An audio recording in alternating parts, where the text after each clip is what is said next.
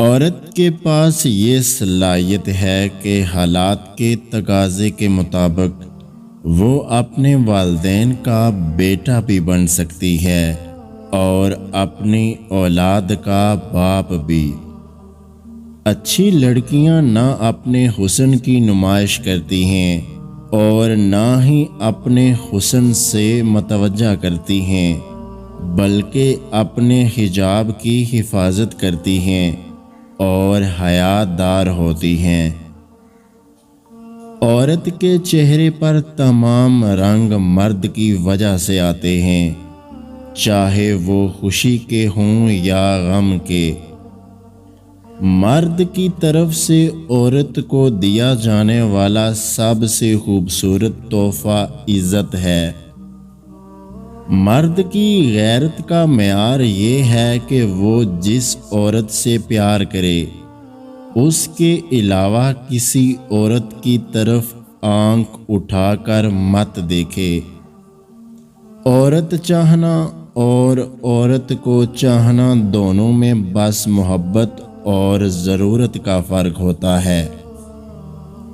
کسی کے ہم سفر بنو تو ایسے بنو کہ وہ لڑکی بھی دعا کرے کہ میری بیٹی کو آپ جیسا ہم سفر ملے۔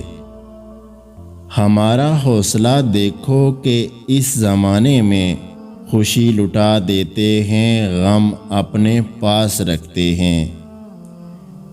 عورت کی محبت کا کوئی ثانی نہیں، مرد کی خوشی کے لیے اپنی خواہشات اور عادات بھی مرد کی پسند کے مطابق کر لیتی ہے۔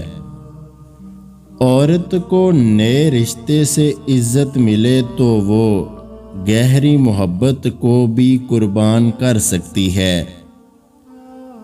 عورت جب کسی مرد پر دل ہار بیٹھتی ہے تو پھر کوئی دوسرا اسے فتح نہیں کر سکتا۔